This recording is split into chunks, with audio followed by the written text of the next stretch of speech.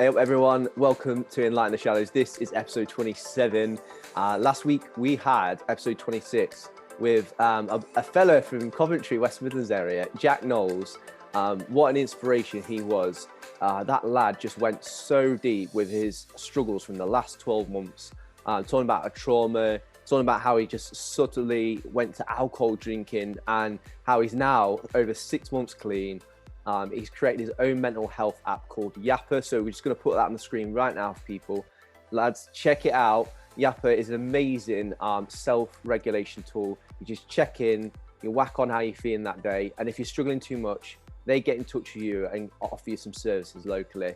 So yeah, just make sure after this one, you go there and you hear his story because it's so inspiring. And this is what we're doing in Lent right now. We've got 40 days. We're trying to pack in as many quality guests so that they can inspire you with their stories, with their struggles, and ultimately that can get you catapulted forward going into your future. So yeah, today we have Stevie Ward, the man from Leeds Rhinos, and he's come on because Stevie has a lot in common with me. Our passions are very similar, a lot like Jack Knowles last week, guys. And I've been quite blessed and humbled to get to know him in the last few months.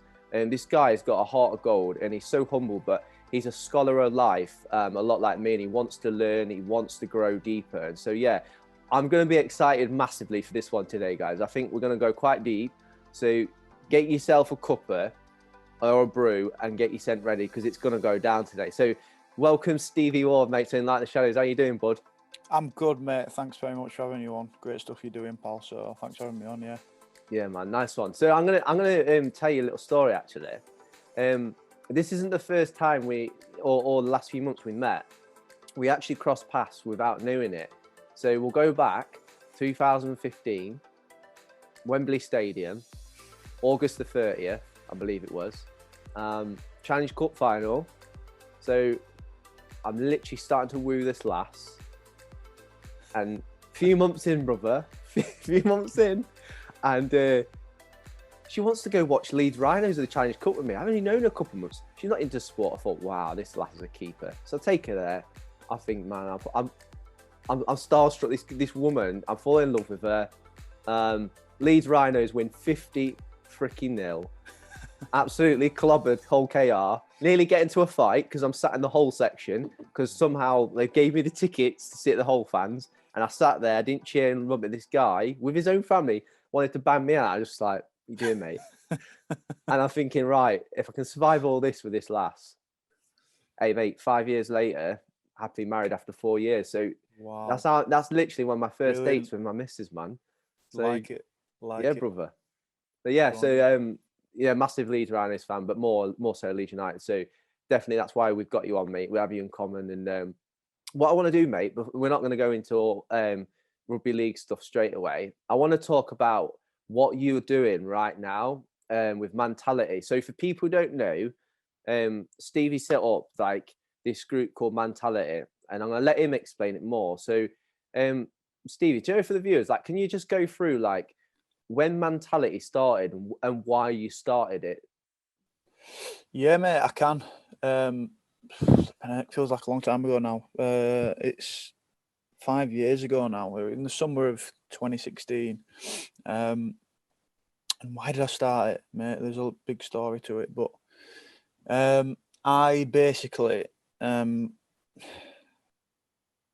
felt like something needed to be done. So I played rugby since I was 6 years old, and it's always been a fight that I've had in my life. Rugby league's like always been that journey. It's sort of been that path, and it's always been a fight that I've been winning.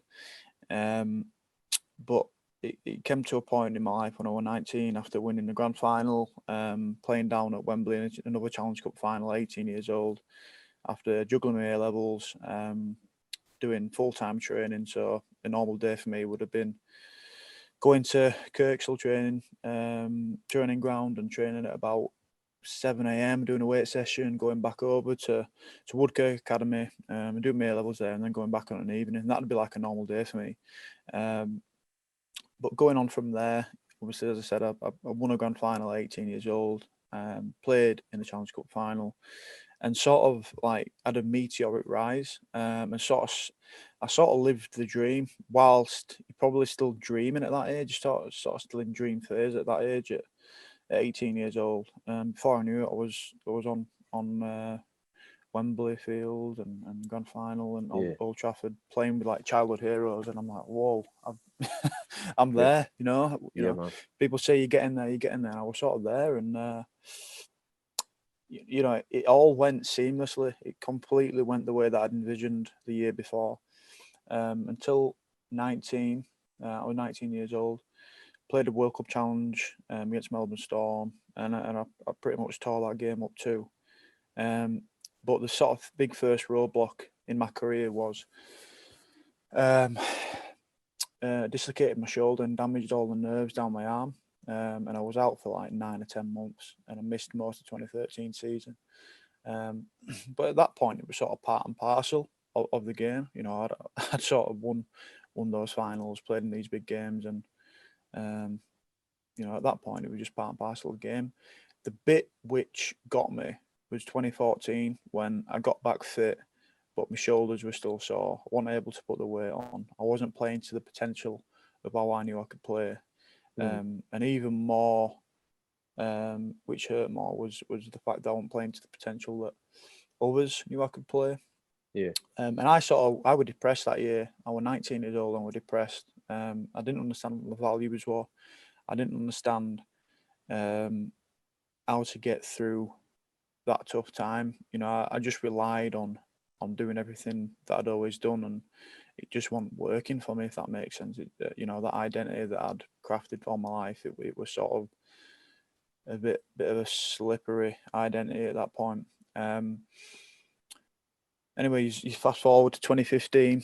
Sort of 2014 was sort of like a hit and miss season for me. 2015, as you say, mate, that Challenge Cup final. I was back in the frame. You know, I was back in the back row, one of the best back rows in the league that year. I was sort of put the size back on. I was wrestling, competing, challenging stuff again.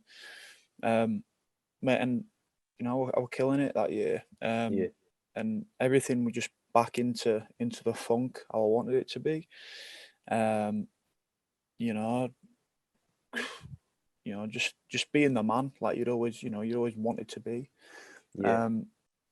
And towards the back end of that year, I did my ACL pretty bad. And it was a game which was a League Leaders Shield decider game. So we'd already won the Challenge Cup, like you mentioned. We were playing against Huddersfield, League Leaders, to win that game. And that was the day of my nana's funeral. And my nana had been suffering from melanoma for that past year, and she had these big tumours on her face, and it was a bit of a struggle for all the family, to be honest. But I get a couple of things from my nana. I get resilience, which you'd probably think that I've got so many other characters to gain resilience from. But every time I'd go over to my nana's, she'd be doing the cups of tea, she'd be doing the food, and she'd never sort of miss the chance to smile around us and sort of complain. And I was like, you know, picking up on that. But anyway, at a funeral, mate, we had the funeral that day, and we'd gone back to a tiny little flat in Salford where she had a wake, or we had a wake for my nana, and my nana had something that I never thought about or sort of acknowledged. She decided to do a fine art degree at 60 years old, as a bit of an avenue of self-expression, or to sort of transcend the role of society that she'd been given, you know, being the mother, the grandmother and all this. And she sort of wanted to do something for herself. And some of the messages that I took from the artwork, you know, they sort of run into the apparel right now. But there were messages like, some of the best ideas come out of the blue, don't vegetate, cultivate. And, you know, fast forward a few hours later, I'm going to this game and everyone's out on their feet at this Huddersfield game. We just won at Wembley. We'd been spanked a couple of times after that because everyone were knackered from it. It'd been such a big year. And I remember in change rooms before the game, actually, looking around and thinking there's no energy in the room, and sort of trying to get everyone going at like 21, like thinking, yeah, here we go here, but we've got to put our bodies on the line for this one. I can remember saying that. Went out, wanted to play for my nana, scored in the first 4 minutes. Dedicated that try to her, and it's sort of like that script, that movie script that you're part of, and you're so in the zone for, you in the flow of it. And anyway, we're losing towards the back end, and I obviously did my ACL. My sort of knee just collapsed beneath me for no reason. It just looked so innocuous, you wouldn't be able to tell. I go in the changing rooms, and I don't know whether we're going to win. Sort of on my own, looking at what looks like an inflatable knee, and Ryan Hall scores that try, that famous try, mate, which is the best try I've ever seen, in the best moment in the Leeds Rhinos. And I were in the changing rooms while the stadium's erupting, and I'm like, wow, there's so much going on for me. I didn't know how to act. I didn't know how to take it. But I remember, mate, looking at my knee, and I'm 21 years old, and I'm just thinking, I can't go back to that period when I felt depressed, when I felt like I was losing that fight, when I felt so out of it, when I felt like I was confused. I was really confused. I had no knowledge of what to do, of how to get myself out of it. I just took citalopram that year and waited for my physical game, the external game, to come back. I've not done anything. And those messages that I saw from my nana's artwork about don't vegetate, cultivate, that's sort of exactly what I'd need to do, mate,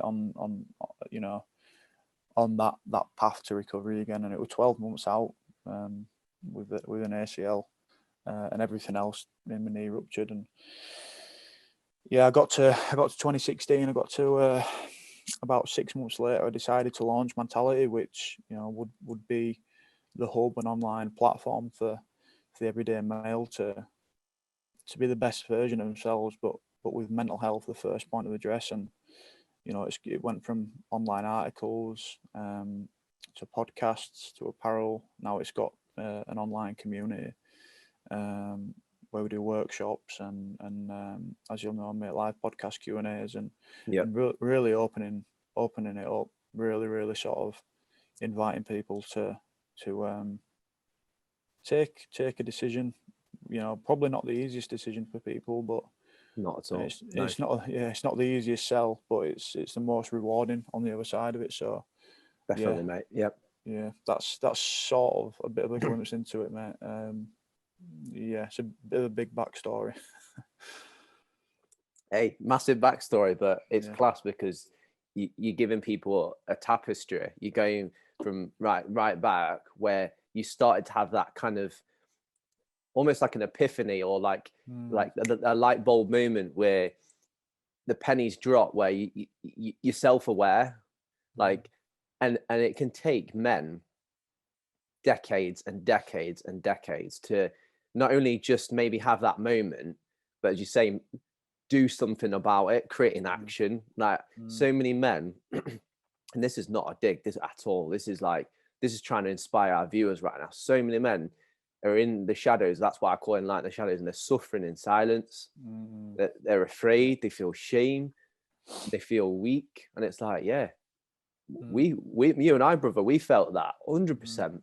But it's then that shifting where you took us beautifully through that journey of like, despite all the pressures, despite all the role models, despite the environment of excellence, it just, there was something that was not quite right. There was something that appeared that was lacking. And I think this is what I love about Mantality. This is what I love about your group, is people are looking for sustenance. People are looking for depth and a solid foundation to really dig their roots deep. And that's what I personally love about Mantality. And that's how I see it from my experiences and like coming on board and just participating really. But yeah, man, so you don't have to say, oh yeah, a bit of a long one, but that's what Enlighten's about, man. Thank you for being vulnerable. No worries, mate. We do go deep, mate, and this is why this is a good podcast, because we do go deep, and Mantality is a deep thing. It's a deeper game. I think there's different games you can play. To be honest, I think there's sort of an ego game that you can play where it's looking for the short term rewards, and it's looking for the external gratification. It's looking for all of these things that are conveyed across to us in society. But you talked about being self aware then, and I think that is mainly the thing that will get you out of the suffering. It'll get you out of the suffering, and it'll get you out of the straining and the questioning. It's looking to play a transcended version of the game, sort of inspecting sort of the nature of mind, understanding that you don't really choose your thoughts. Your thoughts really are you. There's something that sort of comes from your life. It happens to you, but once you start meditating, once you start looking into this other world, there's so many good parts to it, mate. There's so many good parts to it. You sort of, you're not affected by everything. You see beauty in the simplest of things.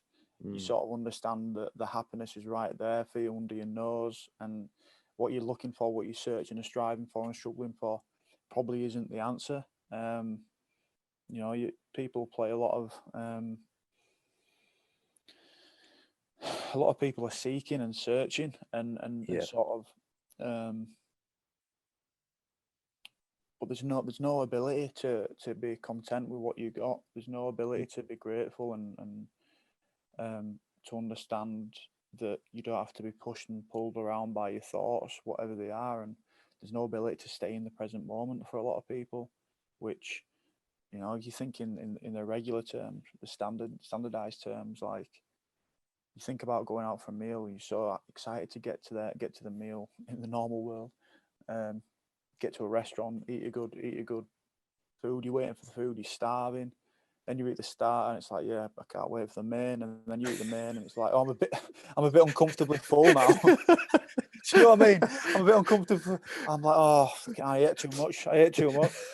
And then it's like dessert. Oh, the dessert's going to be the best thing. Dessert's going to be class. And you eat dessert, and you're like, oh my god, that's class. You get the sugar. It's just like you're constantly straining and struggling for something else, and that's like a really bizarre example. But unless you can sit in the present moment and observe your thoughts and just be all right with it and just be at peace with it, like, you're always looking for something else, and you're always thinking that something else than what you have is the answer. Whereas there's a bit of work to do, and there's a bit of work, and there's a bit of practice, and there's a bit of knowledge and understanding for how to make your life better, just as you are. It costs a lot less money as well. Hey, we're exposing it right now. Yeah. The mega giants ain't gonna like this. No, I really want to park here. This is massive, and Enlighten's got a 3-pronged approach, which is mindfulness, media, and mentoring. Right, those how the avenues we operate from. So, kind of very similar to yourself, actually. But what I love is that they're both separately unique within themselves. But so what for our viewers, essentially what Stevie and I are kind of venturing and talking about right now is mindfulness, like is actually living in the now and the power of living in the now. And as he's rightfully exposed, the cost efficiency of living in the now. And I think you touched on something that I think is one of the nuggets for yours and I's generation, which is like you see all the consumerism, all the luring, all of the social media and the instantaneous gratification of hustling to get something, but you can get it within a nutshell, but actually it sometimes isn't really yours. Like, when I'm thinking all of the pillars of our society today, there's some beautiful things in there, but you've actually described it beautifully, how it's the simplicity. it's like you can't see the wood through the trees almost, right? We're enticed by all these things around us, mate, and actually it doesn't actually lead to true fulfillment. And you know, you've been some places I'll never be able to understand, you know, at a professional rugby club, etc. I've been out to the States on a soccer scholarship and seen a whole other world out there, and lived alone for 4,000 miles away from family, you know, and chasing the dream, and finding in it, like, they're just, I don't know, I want to talk about mindfulness living now, but also emptiness, because I think you touched on something really powerful there for our viewers too, is you can be in the moment, but then why are you the one that it just feels like, is this it, or why do I feel empty? Like there's a void or a vacuum. And I think that's really, really important for our viewers to understand, that in life you can chase these things like you have and I have, and ultimately, like, yeah, it had some buzz moments, yeah, like unreal memories, but you're like, oh, is this it? And I don't know, is there anything you want to share with our viewers, like in this area of, like, you know, mindfulness, but more so like gratifying yourself, and maybe the emptiness that our viewers might feel about their lives, and actually maybe they're not too dissimilar to people like you and I. Do you know what, mate? I'd say on that, if anyone's feeling that emptiness, that void, that suffering, I'd say congratulations, because it's the start of turning your life around. It's the start of living a better life. Wow. It's the start of living a fulfilled, conscious life, where the things have stopped working, which used to pump you up. The things of the short-term boosts, the egotistical rewards, and all those things that you thought would work, and all those things that would keep you pumped up, that would keep you fulfilled, they've stopped working. And you've got to clear all that out. You've got to go through it. You've got to clear it out. I've been there. Honestly, I've been there. I was at a England camp 2016, England Rugby League camp, and I'd been brought into the squad, and I was depressed. I was so empty. I was so depressed. I had no meaning whatsoever, and everything just stopped working. You know, that the tires didn't have an air in them, if you like, and I was so empty, and I was questioning what I was going through. I thought I was going mental, but in the aftermath of that, intermittently in that phase, actually, I was going for walks. And it was autumn, and like I was looking at like nature and trees and everything like that I'd never looked at, like I never looked at it before, and I was just so happy to be alive. I was just like, wow, so grateful, and it sounds a bit out there, and yeah, I'm not too bothered really, because I think it's probably a message that does need to go out there. But yeah, for that emptiness, mate, and there might be existential questions. It might be wondering, you know, what it's all for. Why, you know, why is it? You know, why are you here? And if this isn't working to make me happy, all these guys look happy from doing it. I'd say, you know, you're probably ready to level up, and you're probably ready to look at a different version of how you live in the world, what brings fulfillment, and what meaning can be a real rod to keep you up and to support you. What meaning can you look for in life, and what meaning is there in your life? Because you sort of short circuiting and sort of cutting a lot of time out for when other people will get there. I'd say it's massive. I knew this would happen today. I freaking knew it.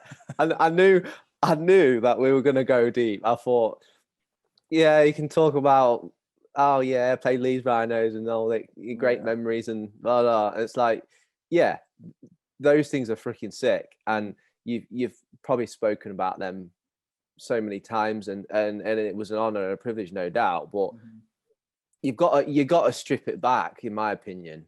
Strip it all back. Get the freaking paint stripper out and strip it back, because all these things are just things. Exactly, and like, and they're nice things, but they don't. Yeah, and you know, you'll know from the mentality stuff that you need purpose, you need meaning. And a lot of time, my purpose was to kill it on the field, you know, to flipping, to put a sidestep on, to set tries up, to score tries, to be the best player, and you know, make the most tackles, be the best player on the team. The team that you're playing for, the team that you're playing against. And it all served me, mate. I was flipping, chomping at the bit. Like, I was single-minded on it. But what I think happened in that was that many injuries and that many sort of experience condensed into a short period of time, that I exhausted all of that sort of like energy to fulfill a purpose that was just for me, if that makes sense. I exhausted it, because knockback after knockback, I you know, I was just like, well, how do I keep doing this? Like, you know, and asking those questions, what more is there? And you know, at a certain amount of time after that 2016, you know, we're playing for a lot more than just me, and just my self-esteem, and just to be the best player. You know, I were playing for a whole lot more, you know, from 2017 onwards. And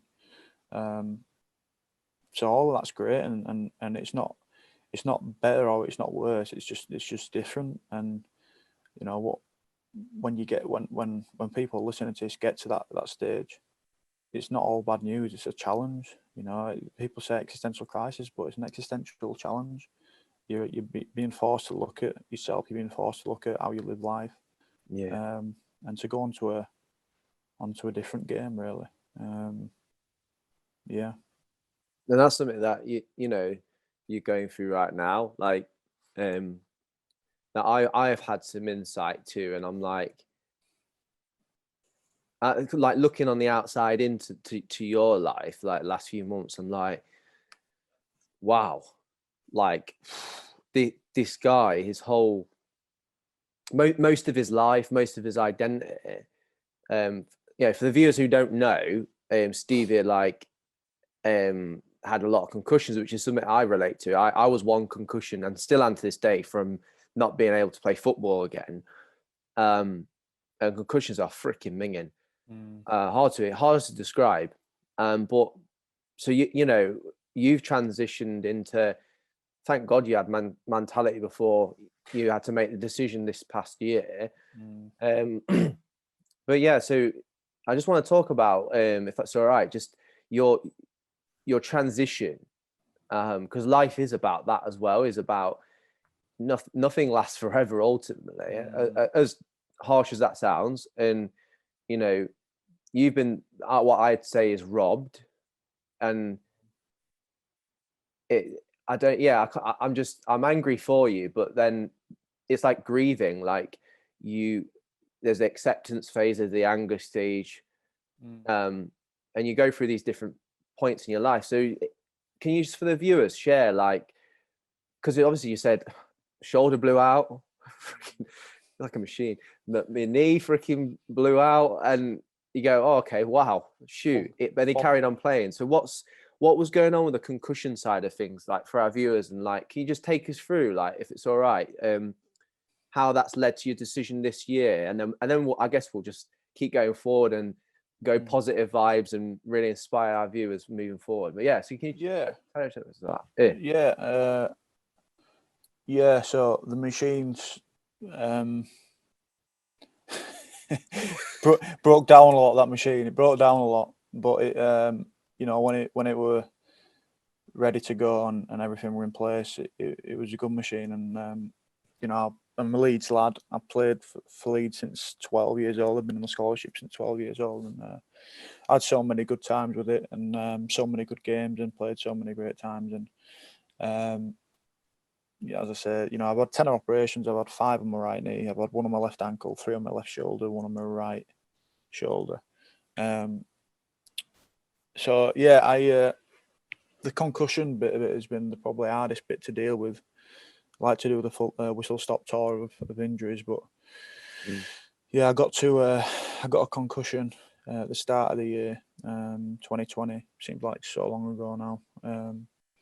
I never thought it'd seem like a long time ago, but it does now. And yeah, Wigan away, 19th of January, and then 2 weeks later, I got another big one. And I've got something called persistent post-concussion syndrome now. And I've got a migrainous concussion, which means I have migraines every day virtually. But a vestibular too. So that means it's like you're in her ear. So for balance, you know, that's what your inner ear sorts, and it's my balance is off, dizziness, vertigo, at different rates every day. Really, can't really walk over 10 minutes, 15 minutes without being dizzy. And yeah, like there's loads of other challenges with that: irritability, agitation, focus. I really struggle to focus now on different things. But yeah, I've no idea what the long term repercussions of that are going to be. There's a lot more coming out about it. But mate, yeah, I were fully geared up this year to kill it, to really kill it, and as I say, to do it for some of my own reasons, but to do it for big reason, really, to do it for the team, and to put what I'd helped implement as a captain into the team, how we, you know, why we were playing, the behaviours and values and the identity that we had as a team, to really sort of carve that in for the history of Leeds Rhinos. But you know, it wasn't to be. I got those concussions, and I'm still struggling now. I'm suffering now. I announced my retirement in January, just gone, 5th of January. And yeah, mate, you know, you mentioned the sort of the stages of loss. I've probably been in and around all those stages throughout the last year, and yeah, the transition from not being a rugby player, and as everyone's had, is a lot of time at home and a lot of time to think and reflect, and you know, I've had to fully go through that without many distractions, to be honest. So it's been a really tough year, really, really big challenge, and yeah, I'm not a rugby player now, if you like. I'm not an athlete now, but I've had many times in my career to understand what it's like to go out there and play, to not be adored by fans, and to not sort of think himself as just a rugby player, and that be the be all and end all. But yeah, mate, it's trying to open up to something new, to open up to new things, and explore where I go from here, really, which is scary but exciting as well at the same time. And yeah, you know, mate, I just really want my brain to get better. I think when my brain gets better, like, I'm just going to be so grateful for it, mate. I'm grateful for what it does now and what I'm allowed, what I'm able to do. But you know, when I can fully step into it, yeah, mate, it's going to be exciting. Yeah, brother. There's a couple of things for me I want to say to you, like on a level to a brother, is one,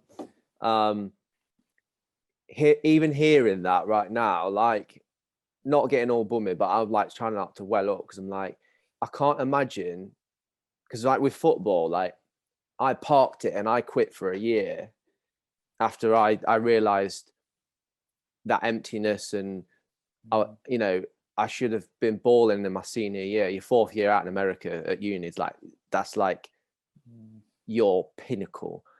And the summer before it, I had similar thought processes as yourself, life, identity, all these things, and just feeling like that utter emptiness and questioning so many things. And I quit the team, which put everything in jeopardy for my last year. Miraculously was given the money to stay and finish my degree. But hearing your experiences just makes me go, frick. So firstly, what I want to say to you, brother, is there's more than meets the eye of Stevie Ward. The rugby, massive part of your life, massive part of who you are, but it's just a part of who you are. There's way more that meets the eye of Stevie Ward. And what I love about you and what's happening is there's like a metamorphosis going on in your life. You're developing into a whole nother beast. And I want to say, looking even at, mate, I've not known you more than a few months, but looking on the outside in and seeing what you've described to me today on this episode and what I see looking at you now, you turn into a whole nother beast. So which leads to what I want to say secondary to you is I'm excited for you. And you need to hear this, because I don't have your battles, brother. I don't sit there where you can't keep your eyes open. I know somewhat, because I've had migraines and concussions where it's you literally curl up in a ball like that because that's all you can do. So I empathize a little bit, but I'm excited, man, for the beast that you are becoming, because you're gonna help and support, and you're already doing so, but you're gonna help and set free many men and inspire many men through your story, through your suffering. And it's exciting. I'm seeing it. But so yeah, I want to say to the viewers right now, coming up on the screen, we've got Mantality. So I'm trying to encourage my brother, because it's hard, and I'm not into flattery. I don't, he's had his past, it's over. As he's rightfully said on camera, it's all gone quiet now, isn't it? You don't see anyone, glory chasing Stevie Ward as much as he wasn't, in his career with rugby. So Mantality, right? Their apparel, slightly envious. Their apparel is tip 2. So fellas, we're bigging them up right now. And I think on the screen right now, there is a discount. Stevie, pitch it. Let's have it. Let's sell some merch, baby. Come on. The apparel. Oh, yeah, mate. Man. Oh, so it's fire. Running through the apparel, mate, is like I said, we actually launched with some of those designs that my nana did in that art degree.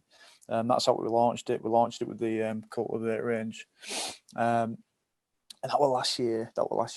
But we've now moved on, pal, and we've moved into it a bit further, and we've got the sort of the performance wear. We've got the sort of street wear, and it all comes with a message. It all comes with stuff like we're talking about now. Initially it was Cultivate, and then it was sort of we were talking a bit about strength in mind, what the new version of strength of mind is, and we've got a nice little bit of artwork and a bit of paragraph on that for what we believe it to be. And then the performance ranges stand for something, because if you don't stand for something, you can fall for anything. And that's, I guess, what this conversation is, pal. We're talking about guys that are in that moment, that are in that flipping dark period now. Yeah, man. What are you going to stand for? You're probably in a position where you felt like you've been in that corridor where, as we say, the consumerist sort of capitalist world, where you're getting touted at what's going to make you happy, what's going to work, what corridor you got to take, and what actions you got to take. But what is it that you want to stand for, and what is it that you want to go work out for? Why do you want to keep yourself in shape mentally? Why do you want to keep yourself in shape physically?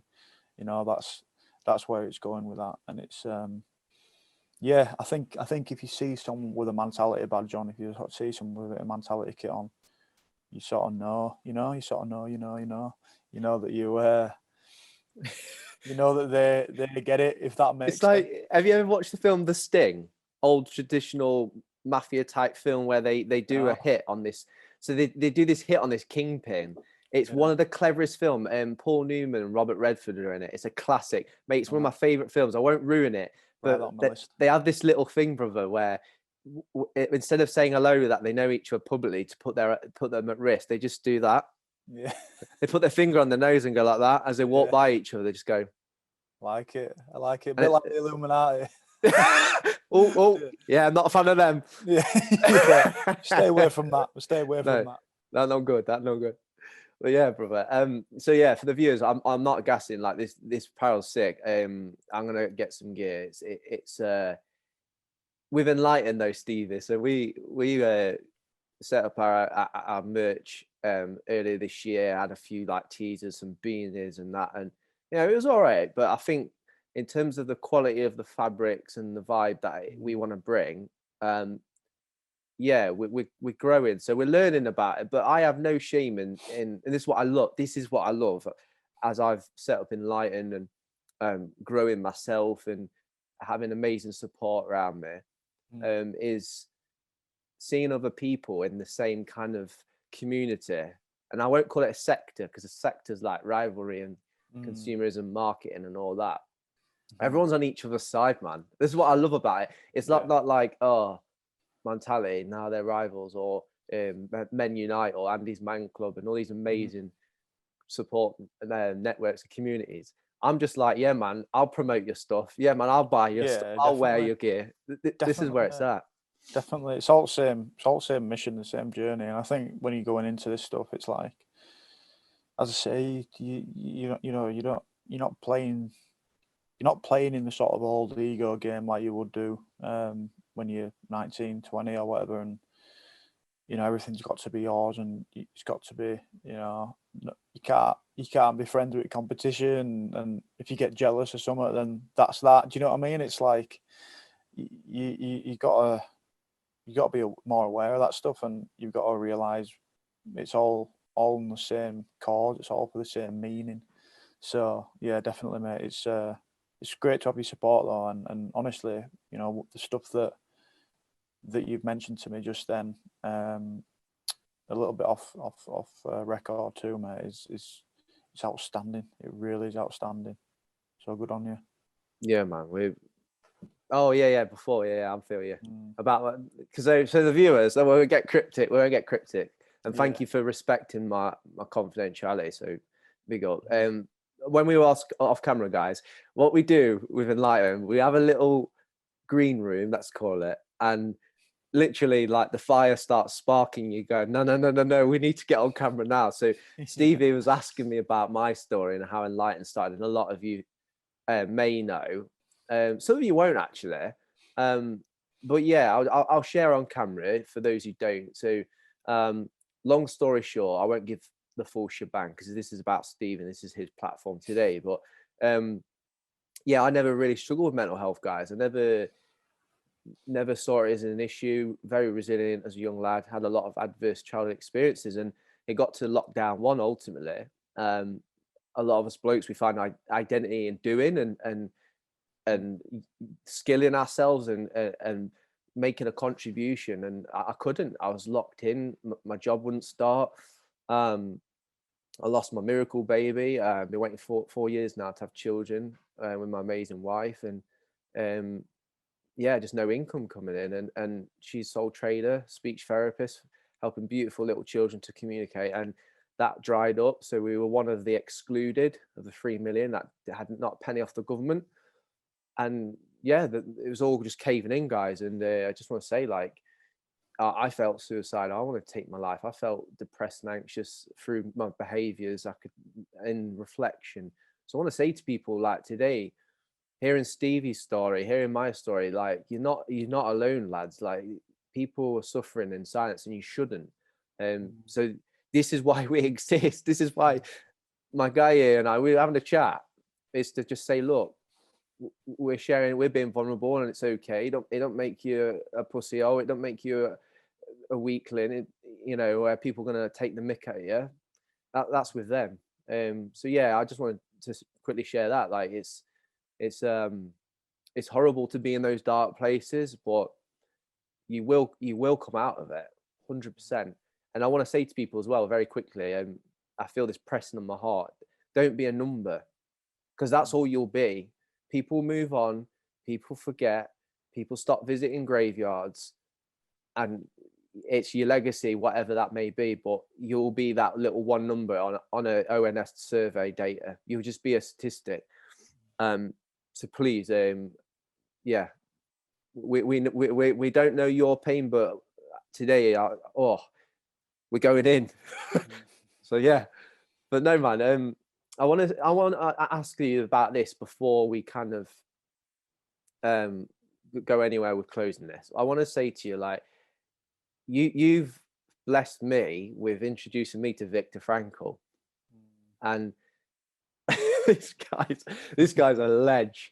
I'm just like, yo, who can argue with a geezer that survived Auschwitz and found meaning and purpose and survived it, but only didn't have that. He used it to propel his purpose and to contribute to the world to make it a better place. So firstly, thank you, brother, for showing me and covering, because what Mantality do, they have a book month study, and Viktor Frankl's book was the one this past month. So can you just share like any personal experience with trying to find meaning in suffering, and maybe you know, using Viktor Frankl as perhaps he's your inspiration? Can you share with our viewers about how in their darkest place, because we'll get to a bit of advice in a minute, well, maybe more than a minute, but yeah, can you just share your own personal experience with finding meaning in suffering and this geez?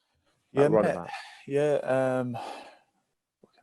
So as I mentioned, that 2016 period when I were in that really sort of void, it probably is a void. And I think this is how I live now, or what I live to now. But there were a moment I can remember it being in a hotel room for England Rugby League in camp in London. It was. I was so down, mate. I was so down, and nothing was making sense to me really. And I can remember thinking I'm not going to get out of this. And I was thinking, I don't want to get out of this. That's what I was thinking. I don't think it's possible, and I don't even want to. That's one thing that a lot of people sort of don't understand. That when you're in that, you can't feel into another version of how you want to feel or how you could feel. You don't even feel like it's worthwhile. But I thought if I can get out of it, then what it'll do is help. It will help people. My experience being at the bottom will help people, and that was back in the 2016, and obviously that was sort of, you talk about different types of purpose, and you can inherit a purpose, you can construct a purpose, but also you can have one revealed to you, and I feel like that's what happened with me. That sort of purpose was revealed in those few moments in one of the darkest places that I've ever been. And then 2017 came around, and I was in a better place. I was striving from my set of values that I know.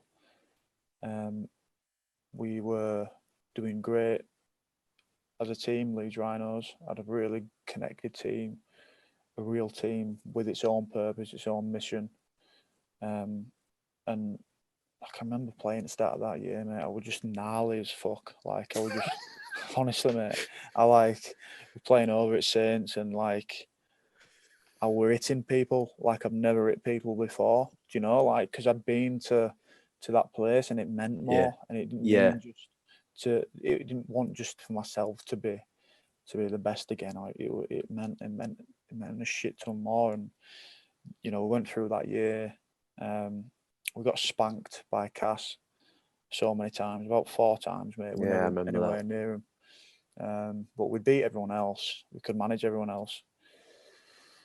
And we got to the semi that year. And flipping heck, it was like deja vu again, honestly. We got to the semi. I scored a try within the first 5 minutes again. I was on fire, again, just that flipping, relentless, gnarly type performance. And we're winning by the end, but about 5 minutes before the end, my shoulder comes out again. And it's fucking killing me. It's absolutely killing me. And I obviously dislocated it. And I'm coming off a field, mate. And I'm like, why? It's almost like we're just like, I was that close to the bottom of the barrel. Like, Yeah. I was so like, I just couldn't believe. I was just like, all the sort of belief system, all the sort of preconceptions, all the stuff that I thought would get me through to the end of the year to play. I had questions and I doubted, and I was just like, what is going on here? What is going on here? I came off the field, just despondent, dejected. Like, doctors trying to put my shoulder back in, and I'm like, I know he's not going to get my shoulder back in. I just know it's not going to happen. Went to A&E. They gave me enough morphine to knock out a bull, they said, and it was still killing me, mate. It was still killing me, and it was just my shoulder like out, like over the top. My scalp came out, and I'm just like, what's going on? My labrum was torn, and Gosh. couldn't get it back in. And so I had to stay up all night on morphine and flipping Antinox. So that were a fun night. That was a fun night. Anyway, the next morning they took me down to theatre. So about 14 hours, my shoulder out, and gone down to theatre. Like there was this male nurse, I remember, and he was taking me down to theatre, and he was a Wakey fan.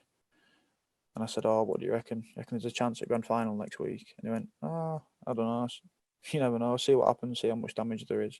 And then it were like lights out, and I've been put back. I put to sleep, shoulder put back, come back around, and for 2 days I was moping. Like anything. Yeah. Around the house. I remember me. A couple of my aunties had come around bringing like pork pies and sausage rolls as if like it were awake again. So, like someone's died or something, and I'm just like sat on the sofa with my shoulder in a sling, and I just felt I was just sick. I was just sick of being like the victim, mate. I was sick of like people texting me saying sorry to hear about Why it. me? Yeah, I was just like, why again? I'm gonna miss the grand final again. Just like I missed in 2015. But mate, literally, I was texting people, and I just thought, you know what? I've been through this. I've been through that in 2016. I started thinking about times that I played with sore shoulders in my life, which is virtually all my life. I started thinking about a time when I was 12 years old. I'd done my ACE joint playing bulldogs at school, and gone to hospital and all this sort of stuff. But about 2 or 3 weeks later, I'd put bubble wrap on my shoulders and put these massive stag pads on. And just because Cherwell Chiefs were playing Featherstone Lions, I didn't want us to lose by too many points. I'm just thinking, I'm texting people, and I'm like, why the fuck would I not play here? Like, why the fuck would I not play here? And yeah, I made the decision, mate. I made the decision, and I thought, compared to what I've been through, especially that 2016 period, what's this week going to be? What's playing in the grand final with a bad shoulder going to be? And I set my mind for that week that everything that come that week would link in or would allow me to play in that grand final. And I was to beat Cass. And I relished the opportunity. It made the story even better for me. Do you know, like to come back from the death the week before and play in that grand final, and having people text me all through the week saying they're sorry that I'm not playing and stuff like that, and then for the team to be announced like the day before, and I'm in the team, and everyone's going, what? You know, it's just like, it was class. It felt like I was just so free to just go and play. There was no pressure on me. You know, my shoulder could give in, but I tried, you know. Yeah. But we went, you know, I made the most tackles in that game and played the full 80 minutes. And it just sort of like gave me an insight into like how powerful the mind is. And like, if you get things in order, if you can get things straight, if you can look after your mind, if you can look after your mental health, if you can understand your values, understand, you know, where you've been, understand where you want to go, understand your purpose. Like, you're sort of a bit more in the driving seat as opposed to someone who's never looked into it, never looked at being self-aware, never gone into that. And we won that final, and for me that was sort of like the best week in a Leeds Rhinos shirt. Hardacre wasn't laughing then, were he? No, no, mate, flipping it. Can't have been a good week for him. Yeah, Bless can't him. have been a good week for him. But it's yeah, what a week that was. But like going back to the Frankel stuff, you know, like if you've got a strong enough why, you can bear it almost anyhow. You know, and between stimulus and response, there's space. In that space lies your freedom and basically the choice to grow. And you know, that Frankel book had came into my life, I think, at the back end of 2016 or the start of 2017. Man, I couldn't believe it. And it's unsettling for a lot of people, the book, and it goes really sort of in depth. But like, I love that. Like, Yeah, man. That's all I deal with, that stuff, mate. Like, Come on. it's just like, how big is that? And someone to give you that account of it, but also what was squeezed out of him from going through those moments, those times at Auschwitz, and the sort of meaning and purpose that he knew would get him through, and you know, the sort of the last freedoms of being a human being is your ability to choose, and your ability for how you react and respond to stimulus. It's like, it's empowering, mate. It's so empowering. So even when you're going through the darkest time and the toughest time, you still have that governance. You still have that ability to say, "Fuck that! I'm not staying. I'm not staying here. I'm not staying." Oh, fire! You know what I mean? You've got Fire, brother. You've got the choice. Come on, you've got the choice, mate. Why have the pate on the crappy, flaky little bread when you can have a steak and chips main course? That's it, mate. Yeah, and then you have the dessert, and then you keep chasing it. You know. You're living in the now. Yeah, come on, living in the now, mate. You're living in the brother. now. This is fire. Different version. It's a different version, pal, and it's not an easy version, because that's you know, that's why it can be scary for a lot of people too. And it's not for a lot of people sometimes, but I think, as we were mentioning, you know, when people are in those times, you've got the duty to people around you, but also to yourself, to explore it and to explore the best way out of it too, brother. Or to fill it up. You know, you emptiness is just fasting of the mind. As I say, you're fasting all of those. You got like a pack of cards. You're just dishing them out right now. Down here, I'm gonna read them all. Post-it notes all around his freaking. Post-it notes. Use that one. But it is, emptiness is fasting in the mind, mate. And I've got some spares, brother. Yeah, I like it. Pass them through. Can you pass them? Oh, mate. Oh, this is what's dangerous about you and I. We're both similar-minded in this sense, and you know, I'm just going to be blunt. This is not a discredit to anyone. There'd be a few people who would have left a video sooner than this, and you know what? It's a shame. It's a shame because I missed out. Because I'm a bit weird. On my YouTube stuff, I have all the analytics. I don't look at them as much anymore, because it tells you average view time, all that nonsense, and and you can get sucked into the number game, forget that. But there's people that have missed out the main course here. They've missed it. And you're like, they need to get on it. This is like, I don't know, man. I just think it's the essence of life right now, what we're talking about, and it's what keeps you going, and it's what keeps you consistent. Not at an excellent level all the time, but keeps you fairly stable and consistent. And we're in a turbulent world right now, brothers. We know, and you know, people talking about hope and light at the end of the tunnel, and you know, we're gonna go by data, not dates, but then they give dates, and I'm like, furloughs to September, but they're saying June the 21st is Independence Day. There's just so much turbulence, and what can really stabilize men right now is exactly this bread and butter. Love it, man. Yeah, man. And I don't know, I might extend an offer. I've been thinking about doing it for a while, but because of time on screen and stuff like that, I've been a bit evasive of it. Yeah.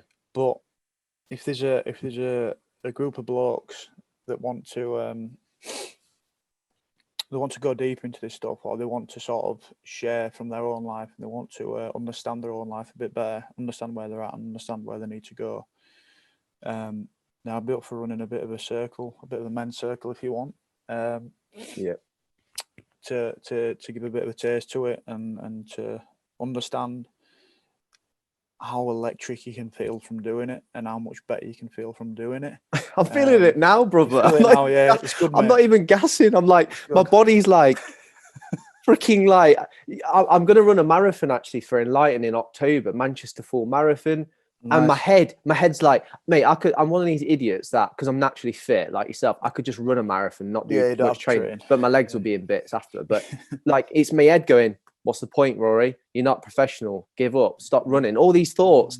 But mate, send me out now. I'll do some training. I'm raging right now to go. But I'm in isolation. Yeah.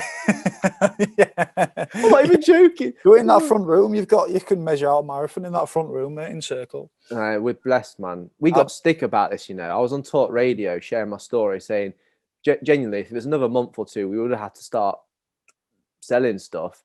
So the people going, oh, nice posh flat you got there. I'm like, well, yeah, we worked our asses off for like 10 years post uni. Like, you know, you work hard, you get nice things. Like, just because I say we're nearly, So people missed it. They missed the fact that I was at the pit of despair, and I managed to rise up.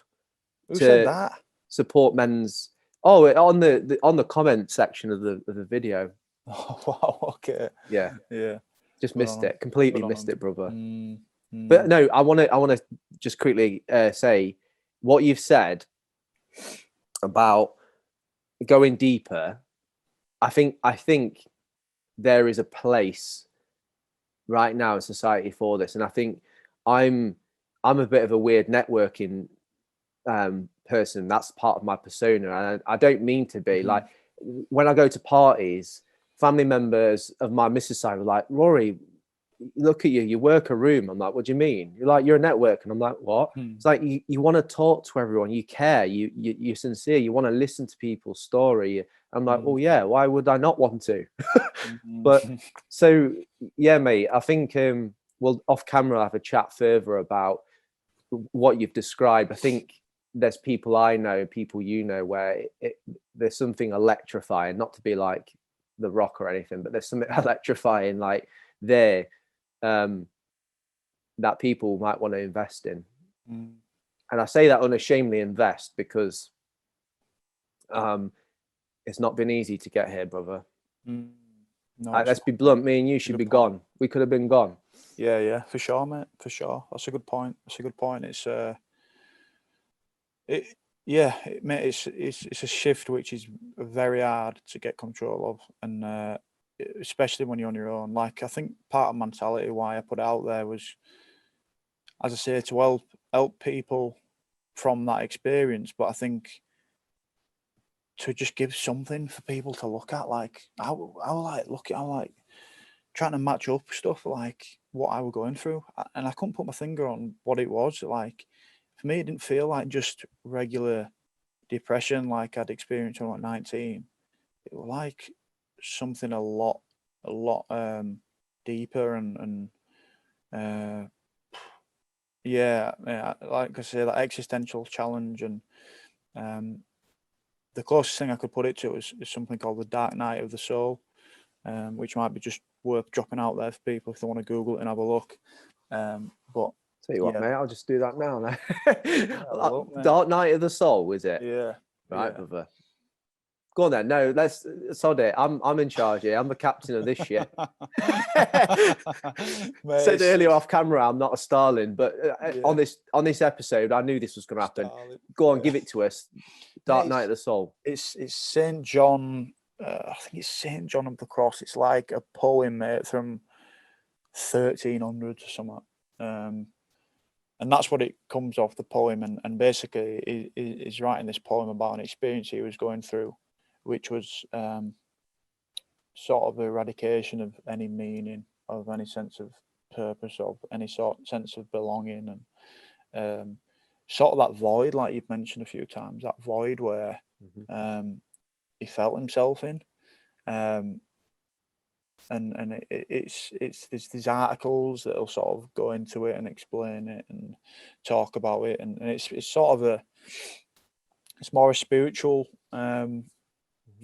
sort of spiritual explanation or understanding. But yeah, it's something which can last a long time. It's something that can last months. It's something that can last a long time. But as I say, like I had no understanding of what I was going through. I had no sort of examples, anything to refer it to. And I just hope that if people are going through the dark night of the soul, where they feel really alone, that there is something that, you're doing exactly that, mate. You are doing exactly that. And if there was something like what you're doing when I was going through that, it cuts the time down, I think, from going through that, and it gives you the tools and understanding to pull yourself out of it. But as I say, you'll end up being grateful for the experience too. 100%. One of my spiritual heroes, actually, because of the viewers, I'm a Christian, like, but Adoniram Judson. So Adoniram Judson was a missionary who went to Myanmar, which is modern day. I'm trying to think that it used to be called another country, but it's Myanmar. It's they had no Christian churches. There was not one believer, and they hadn't seen any like English or white people ever. So it was just like, and he went out there basically to put his life at risk, knowing that he could have been killed, whatever. He took his family out there.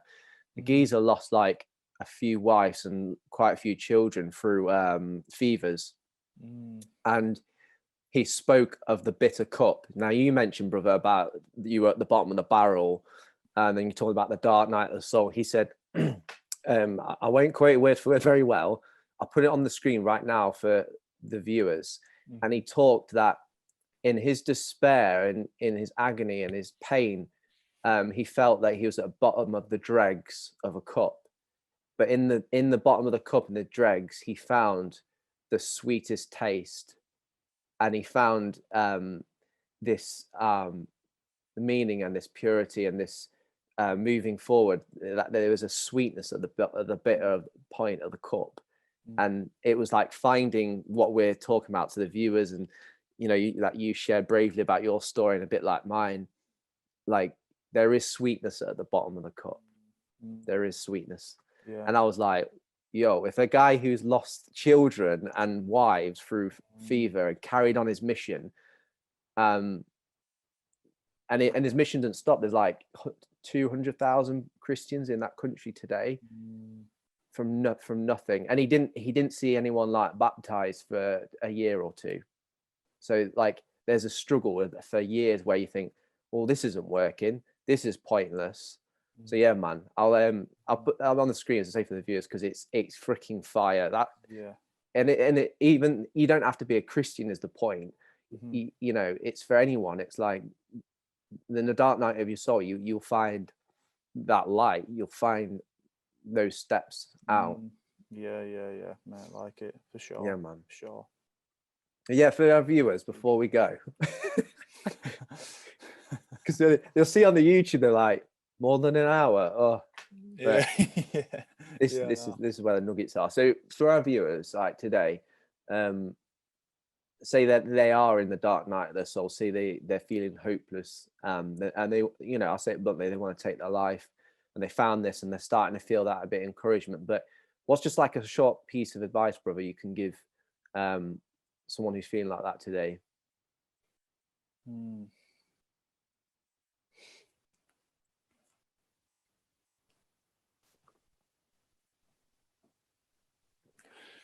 Yeah, mate, I'd refer to what I said at the start, and I'd say,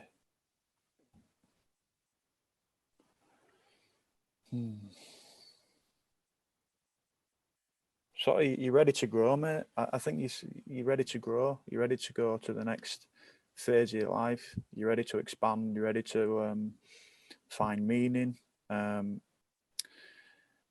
And, you know, another thing that Viktor Frankl says, he says, despair is suffering without any meaning. So if you're suffering now, the best thing you can do is find meaning from it. You know, whether that's to help people that are in your position, whether that's to help people where you can bring your own actions to the world that give you gladness, but sort of serves a world's deep hunger, then that's the place to look. You know, look for what gives you gratitude, what puts you in flow, what gives you that little feeling, but also what's helping other people. You know, and that's a start to sort of finding your purpose, putting it together, constructing it. Yeah. But go towards meaning and take it as an invitation, not as a defeat. Take it as an invitation, not as defeat, mate. Yeah. What was it earlier? You said as well. You said where you something about being, when we talk about capitalism, you said that you won't be easily swayed, but you said something else. You've had some freaking bangers, bro. You have to rewind it, mate. Yeah. I think people's head might have fallen off by now if they've not switched off. But so just have to. This is one of those ones where it's like a Jordan Peterson special. Not that we're on his level, but where you got to. Hold a minute, I've got to go back another 2 minutes. Let me go back there. Oh, mate, how's your head feeling? It's all right. It's all right. Come on. It's all right, mate. It's feeling good now because I'm juiced up. You know, like from this chat. Go for a walk in a bit and see if I fall over or not. Get off that morphine, kid. Mate, I honestly freaking loved it. It's been class, man. And there's some things that I've got to talk to you more about your migraines. We'll get there, but we'll do all that another time. But yeah, just for our viewers before we go, if you've enjoyed this, man, coming up on the screen right now is just showing you how to click that red button. So below this video on this YouTube channel, you can see just at the bottom right hand side is the subscribe button. The reason why I ask you to subscribe is simply that we can create more numbers. We've got more of a presence on YouTube so that we can reach more men. It's as simple as that, guys. So appreciate you. It takes 2 minutes to set up a YouTube account through your email. Not a problem. And thank you to those who are already subscribed. We're on socials, so coming on the screen right now, we've got Enlighten, the SH1 is our handle. We've put up throughout this episode Mantality and Stevie Ward stuff. Obviously, we've encouraged that, so you should be already on that by now. But yeah, guys, I just want to say we appreciate you. Thank you for getting this far with us. If you've made it this far, it's been class.